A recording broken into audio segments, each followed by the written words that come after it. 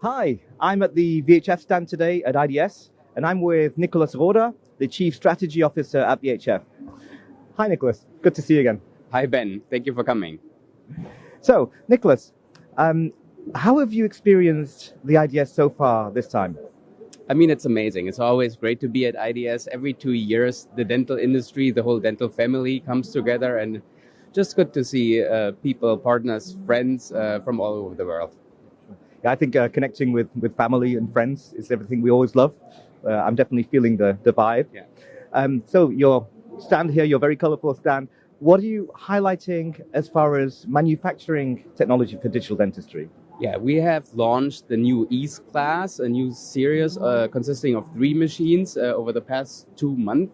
It consists one 5-axis dry milling machine, the E5, a 4-axis block milling machine for dry and wet operation, and then last but not least, a trimming machine for aligners, the E3.